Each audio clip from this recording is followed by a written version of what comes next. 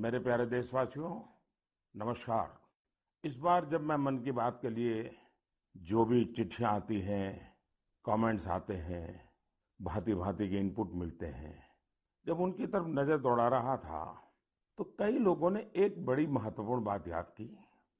माई गॉव पर आर्यन श्री, बेंगलुरु से अनूप राव, नोएडा से देवेश, ठाणे से सुजीत, इन सभी ने कहा, मोदी जी, इस बार मन की बात का 75वां एपिसोड है। इसके लिए आपको बधाई। मैं आपका बहुत बहुत धन्यवाद करता हूं कि आपने इतनी बारीक नजर से मन की बात को फॉलो किया है और आप जुड़े रहे हैं। ये मेरे लिए बहुत ही गर्व का विषय है, आनंद का विषय है। मेरी तरफ से भी आपका तो धन्यवाद है ही है। मन की बात के सभी श्रोताओं का आभार व्यक्त करता हूं, क्योंकि आपके साथ के बिना ये सफर संभव ही नहीं था। ऐसा लगता है मानो ये कल की ही बात हो, जब हम सभी ने एक साथ मिलकर ये वैचारिक यात्रा शुरू की थी। तब 3 अक्टूबर 2014 को विजयादशमी का पावन पर्व था और संयोग देखिए कि आज होलिका दहन है। एक दीप से जले दूसरा और राष्ट्र रोशन हो हमारा। इस भावना पर चलते चलते हमने ये रास्ता तय किया है। हम लोगों ने देश के कोने कोने से लोगों से बात की और उनके असाधारण कार्यों के बारे में जाना। आपने भी अनुभव किया होगा, हमारे देश के दूर दराज के कोनों में भी कितनी अभूतपूर्व क्षमता पड़ी हुई है। भारत माँ की गोद में कैसे कैसे रत्न पल रहे हैं। ये अपने आप में भी एक समाज के प्रति देखने का, समाज को जानने का, समाज के सामर्थ्य को पहचानने का मेरे लिए तो एक अद्भुत अनुभव रहा है। इन 75 एपिसोड्स के दौरान कितने कितने विषयों से गुजरना हुआ। कभी नदी की बात, तो कभी हिमालय की चोटियों की बात, तो कभी रेगिस्तान की बात, कभी प्राकृतिक आपदा की बात, तो कभी मानव सेवा की अनगिनत कथाओं की अनुभूति, कभी टेक्नोलॉजी का आविष्कार, तो कभी किसी अनजान कोने में कुछ नया कर दिखाने वाले किसी के अनुभव की कथा। अब आप देखिए, चाहे स्वच्छता की बात हो, चाहे हमारे हेरिटेज को संभालने की चर्चा हो, अरे इतना ही नहीं, खिलौने बनाने की बात हो, क्या कुछ नहीं था।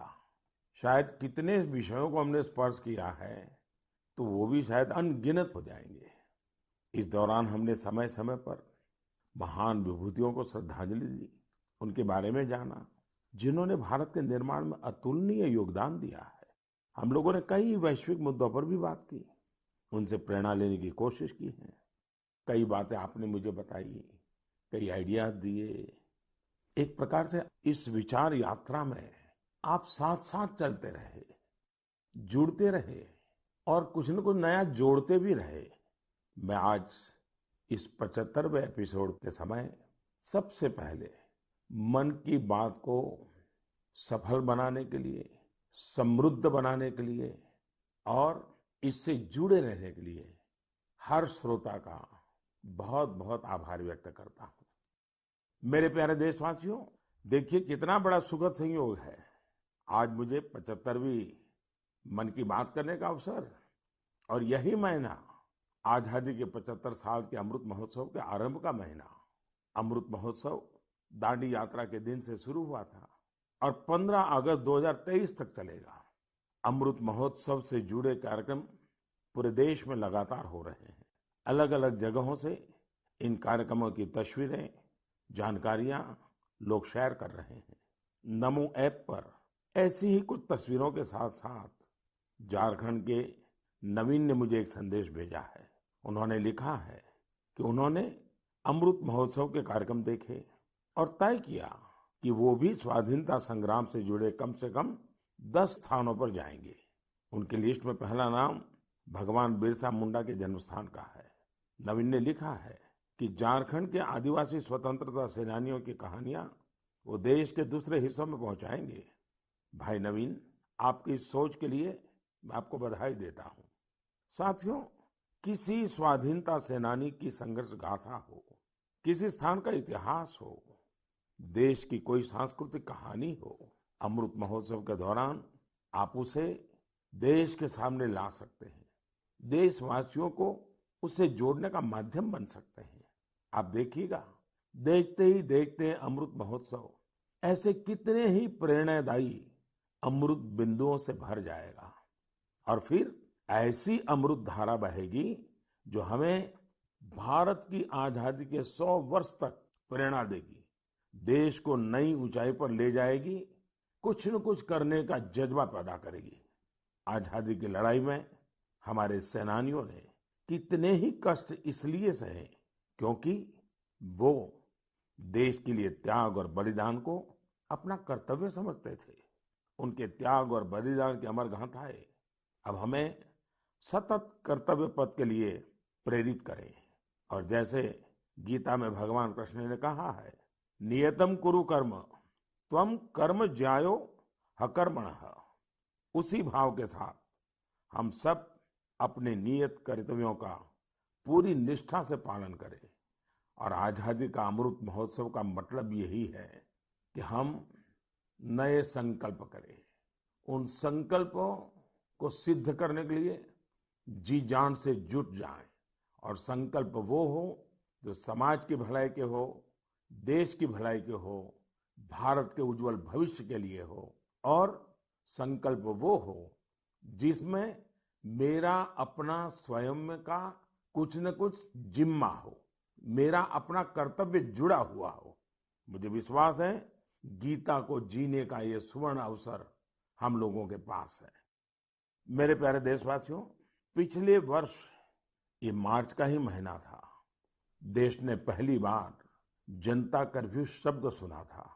लेकिन इस महान देश की महान प्रजा की महाशक्ति का अनुभव देखिए।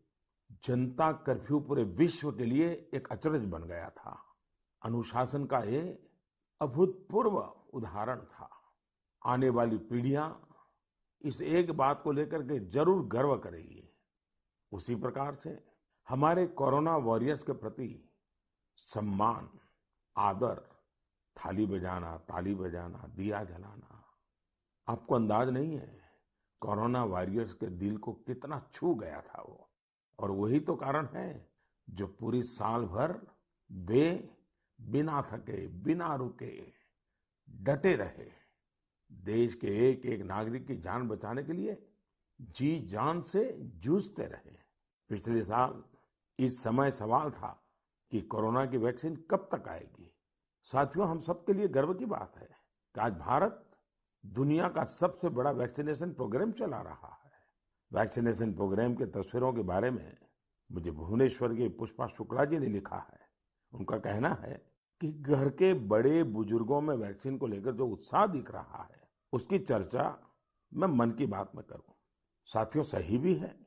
देश के कोने कोने से हम ऐसी खबरें सुन रहे हैं, ऐसी तस्वीरें देख रहे हैं जो हमारे दिल को छू जाती हैं। यूपी के जौनपुर में 109 वर्ष की बुजुर्ग मां राम दुलैया जी ने टीका लगवाया है। ऐसे ही दिल्ली में भी 107 साल के केवल कृष्ण जी ने वैक्सीन की डोज ली है। हैदराबाद में 100 साल के जय चौधरी जी ने वैक्सीन लगवाई। और सभी से अपील भी है कि वैक्सीन जरूर लगवाएं। मैं ट्विटर, फेसबुक पर भी ये देख रहा हूं कि कैसे लोग अपने घर के बुजुर्गों को वैक्सीन लगवाने के बाद उनकी फोटो अपलोड कर रहे हैं। केरल से एक युवा आनंदन नायर ने तो इसे एक नया शब्द दिया है, वैक्सीन सेवा। ऐसे ही संदेश दिल्ली से शिवानी, हिमाचल से हिमांशु और दूसरे कई युवाओं ने भी भेजे हैं। मैं आप सभी श्रोताओं के इन विचारों की सराहना करता हूं। इन सब के बीच कोरोना से लड़ाई का मंत्र भी जरूर याद रखिए, दवाई भी कड़ाई भी। और सिर्फ मुझे बोलना ऐसा नहीं, हमें जीना भी है, बोलना भी है, बताना भी है और लोगों को भी दवाई भी कड़ाई भी इसके लिए प्रतिबद्ध बनाते रहना है। मेरे प्यारे देशवासियों, मुझे आज इंदौर की रहने वाली सौम्या जी का धन्यवाद करना है। उन्होंने एक विषय के बारे में मेरा ध्यान आकर्षित किया है और इसका जिक्र मन की बात में करने के लिए कहा है। ये विषय है भारत की क्रिकेटर मिताली राज जी का नया रिकॉर्ड। मिताली जी हाल ही में अंतर्राष्ट्रीय क्रिकेट में 10,000 रन बनाने वाली पहली भारतीय महिला क्रिकेटर बनी है। उनकी इस उपलब्धि पर बहुत बहुत बधाई। वनडे इंटरनेशनल्स में 7,000 रन बनाने वाली भी वो अकेली अंतर्राष्ट्रीय महिला खिलाड़ी है। महिला क्रिकेट के क्षेत्र में उनका योगदान बहुत शानदार है। 2 दशकों से ज्यादा के कैरियर में मिताली राज जी ने हजारों लाखों को प्रेरित किया है। उनके कठोर परिश्रम और सफलता की कहानी न सिर्फ महिला क्रिकेटरों बल्कि पुरुष क्रिकेटरों के लिए भी एक प्रेरणा है। साथियों, ये दिलचस्प है, इसी मार्च महीने में जब हम महिला दिवस सेलिब्रेट कर रहे थे, तब कई महिला खिलाड़ियों ने मेडल्स और रिकॉर्ड्स अपने नाम किए हैं। दिल्ली में आयोजित शूटिंग में आईएसएसएफ वर्ल्ड कप में भारत शीर्ष स्थान पर रहा। गोल्ड मेडल की संख्या के मामले में भी भारत ने बाजी मारी। ये भारत के महिला और पुरुष निशानेबाजों के शानदार प्रदर्शन की वजह से ही संभव हो पाया। इस बीच पीवी सिंधु जी ने BWF Swiss open super 300 tournament में सिल्वर मेडल जीता है। आज एजुकेशन से लेकर एंटरप्रेन्योरशिप तक, आर्म्ड फोर्सेस से लेकर साइंस एंड टेक्नोलॉजी तक, हर जगह देश की बेटियां अपनी अलग पहचान बना रही हैं। मुझे विशेष खुशी इस बात से है कि बेटियां खेलों में अपना एक नया मुकाम बना रही हैं। प्रोफेशनल चॉइस के रूप में स्पोर्ट्स एक पसंद बनकर उभर रहा है। मेरे प्यारे देशवासियों, कुछ समय पहले हुई मैरीटाइम इंडिया समिट आपको याद है ना? इस समिट में मैंने क्या कहा था, क्या ये आपको याद है? स्वाभाविक है, इतने कार्यक्रम होते रहते हैं, इतनी बातें होती रहती हैं, हर बात कहाँ याद रहती है और उतना ध्यान भी कहाँ जाता है। स्वाभाविक है, लेकिन मुझे अच्छा लगा कि मेरे एक आग्रह को गुरु प्रसाद जी ने बहुत दिलचस्पी लेकर आगे बढ़ाया है। मैंने इस समिट में देश के लाइट हाउस कॉम्प्लेक्सेस के आसपास टूरिज्म फैसिलिटीज विकसित करने के बारे में बात की थी। गुरु प्रसाद जी ने तमिलनाडु के 2 लाइट हाउसों, चेन्नई लाइट हाउस और महाबलीपुरम लाइट हाउस की 2019 की अपनी यात्रा के अनुभवों को साझा किया है। उन्होंने बहुत ही रोचक फैक्ट्स शेयर किए हैं जो मन की बात सुनने वालों को भी हैरान करेंगे। जैसे चेन्नई लाइट हाउस दुनिया के उन चुनिंदा लाइट हाउस में से एक है जिनमें एलिवेटर मौजूद है। यही नहीं, भारत का यह इकलौता लाइट हाउस है जो शहर की सीमा के अंदर स्थित है। इसमें बिजली के लिए सोलर पैनल भी लगे हैं। गुरु प्रसाद जी ने लाइट हाउस के हेरिटेज म्यूजियम के बारे में भी बात की, जो मरीन नेविगेशन के इतिहास को सामने लाता है। म्यूजियम में तेल से जलने वाली बड़ी बड़ी बत्तियां, कैरोसिन लाइट्स, पेट्रोलियम वेपर और पुराने समय में प्रयोग होने वाले बिजली के लैंप प्रदर्शित किए गए हैं। भारत के सबसे पुराने light house Mahabalipuram light house के बारे में भी गुरु प्रसाद जी ने विस्तार से लिखा है। उनका कहना है, इस लाइट हाउस के बगल में सैकड़ों वर्ष पहले पल्लव राजा महेंद्र वर्मन प्रथम द्वारा बनाया गया उल्कनेश्वरा टेम्पल है। साथियों, मन की बात के दौरान मैंने पर्यटन के विभिन्न पहलुओं पर अनेक बार बात की है, लेकिन ये लाइट हाउस टूरिज्म के लिहाज से यूनिक होते हैं। अपनी भव्य संरचनाओं के कारण लाइट हाउसेस हमेशा से लोगों के लिए आकर्षण के केंद्र रहे हैं। पर्यटन को बढ़ावा देने के लिए भारत में भी 71 लाइट हाउसेस आइडेंटिफाई किए गए हैं। इन सभी लाइट हाउस में उनकी क्षमताओं के मुताबिक museum, amphitheatre, open air theatre, cafeteria, children's park, eco friendly cottages और लैंडस्केपिंग तैयार किए जाएंगे। वैसे लाइट हाउसेस की बात चल रही है तो मैं एक यूनिक लाइट हाउस के बारे में भी आपको बताना चाहूंगा। ये लाइट हाउस गुजरात के सुरेंद्रनगर जिले में जिंजूवाड़ा नाम के एक स्थान में है। जानते हैं ये लाइट हाउस क्यों खास है? खास इसलिए है क्योंकि जहां ये लाइट हाउस हैं वहां से अब समुद्र तट 100 किलोमीटर से भी अधिक दूर है। आपको इस गांव में ऐसे पत्थर भी मिल जाएंगे जो ये बताते हैं कि यहाँ कभी एक व्यस्त बंदरगाह रहा होगा। यानी इसका मतलब ये है कि पहले कोस्टलाइन जिंजूवाड़ा तक थी। समंदर का घटना बढ़ना, पीछे हो जाना, इतनी दूर चले जाना, ये भी उसका एक स्वरूप है। इसी महीने जापान में आई विकराल सुनामी को 10 वर्ष हो रहे हैं।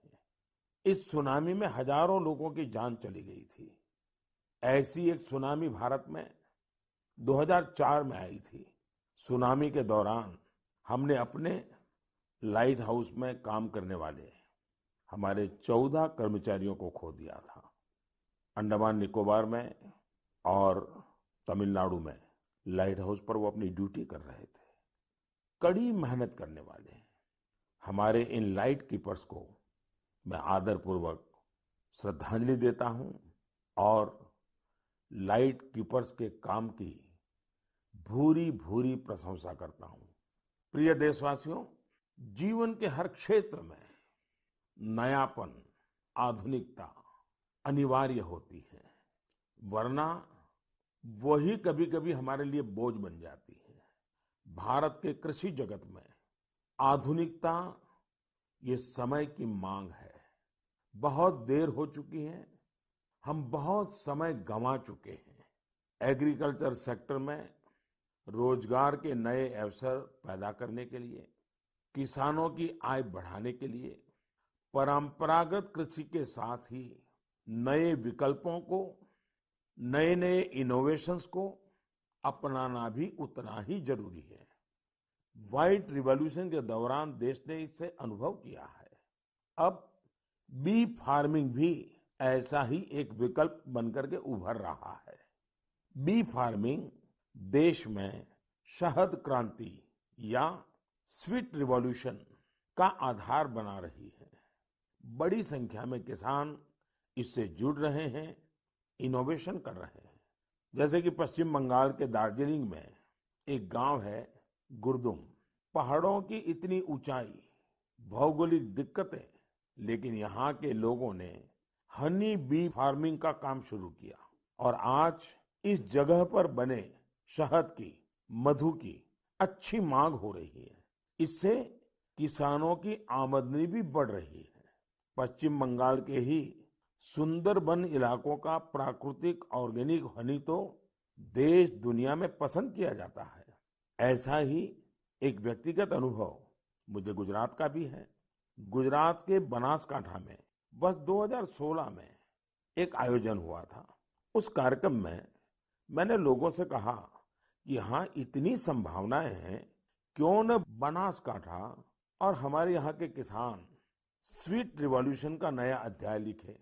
आपको जानकर खुशी होगी, इतने कम समय में बनासकांठा शहद उत्पादन का प्रमुख केंद्र बन गया है।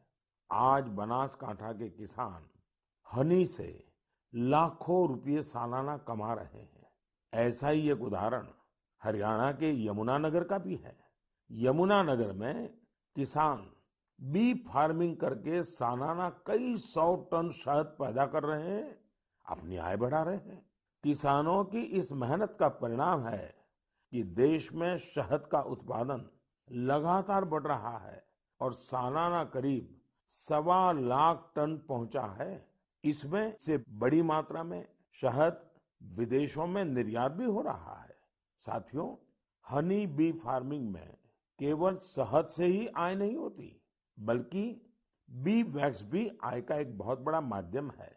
Pharma industry, food industry, textile और कॉस्मेटिक इंडस्ट्री, हर जगह बी वैक्स की डिमांड है। हमारा देश फिलहाल बी वैक्स का आयात करता है, लेकिन हमारे किसान अब ये स्थिति तेजी से बदल रहे हैं। यानी एक तरह से आत्मनिर्भर भारत अभियान में मदद कर रहे हैं। आज तो पूरी दुनिया आयुर्वेद और नेचुरल हेल्थ प्रोडक्ट्स की ओर देख रही है। ऐसे में हनी की मांग और भी तेजी से बढ़ रही है।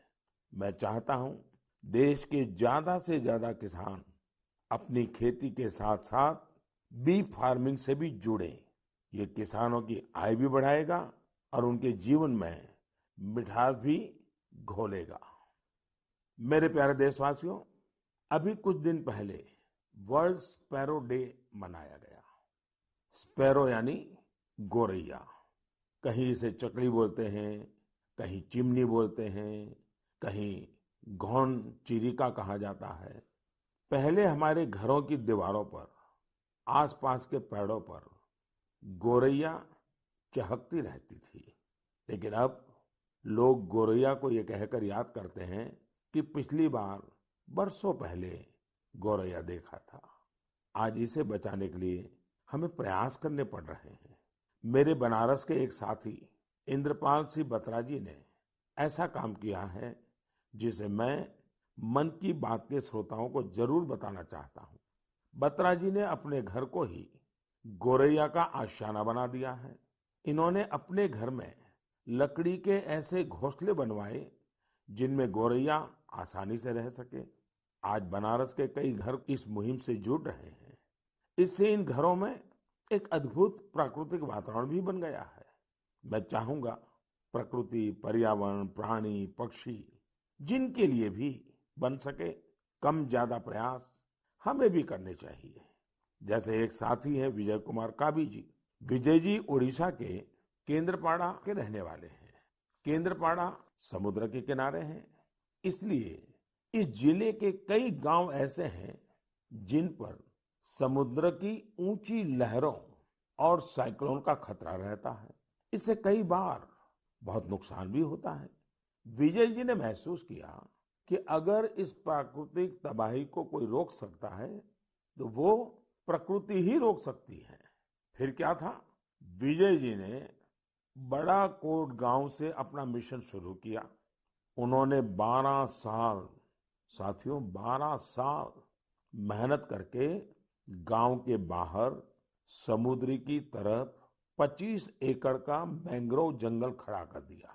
आज ये जंगल इस गांव की सुरक्षा कर रहा है। ऐसा ही काम ओडिशा के ही पारादीप जिले में एक इंजीनियर अमरेश सामंती जी ने किया है। अमरेश जी ने छोटे छोटे जंगल लगाए हैं जिनसे आज कई गांवों का बचाव हो रहा है। साथियों, इस तरह के कामों में अगर हम समाज को साथ जोड़ लें तो बड़े परिणाम आते हैं। जैसे तमिलनाडु के कोयम्बटूर में बस कंडक्टर का काम करने वाले मरिमुथु योगनाथन जी हैं। योगनाथन जी अपनी बस के यात्रियों को टिकट देते हैं तो साथ में ही एक पौधा भी मुफ्त देते हैं। इस तरह योगनाथन जी न जाने कितने ही पेड़ लगवा चुके हैं। योगनाथन जी अपने वेतन का काफी हिस्सा इसी काम में खर्च करते आ रहे हैं। अब इसको सुनने के बाद ऐसा कौन नागरिक होगा जो मरिमुथु योगनाथन जी के काम की प्रशंसा न करे। मैं हृदय से उनके इस प्रयासों को बहुत बधाई देता हूं, उनके इस प्रेरक कार्य के लिए। मेरे प्यारे देशवासियों, वेस्ट से वेल्थ यानी कचरे से कंचन बनाने के बारे में हम सब ने देखा भी है, सुना भी है और हम भी औरों को बताते रहते हैं। कुछ उसी प्रकार से वेस्ट को वैल्यू में बदलना का भी काम किया जा रहा है। ऐसा ही एक उदाहरण केरल के कोच्चि के सेंट टेरेसा कॉलेज का है। मुझे याद है कि 2017 में मैं इस कॉलेज के कैंपस में एक बुक रीडिंग पर आधारित कार्यक्रम में शामिल हुआ था।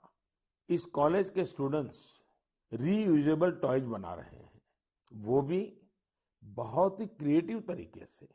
ये स्टूडेंट्स पुराने कपड़ों, फेंके गए लकड़ी के टुकड़ों बैग और बॉक्सेस का इस्तेमाल खिलौने बनाने में कर रहे हैं।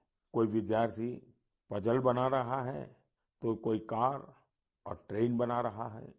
यहाँ इस बात का विशेष ध्यान दिया जाता है कि खिलौने सेफ होने के साथ साथ चाइल्ड फ्रेंडली भी हो।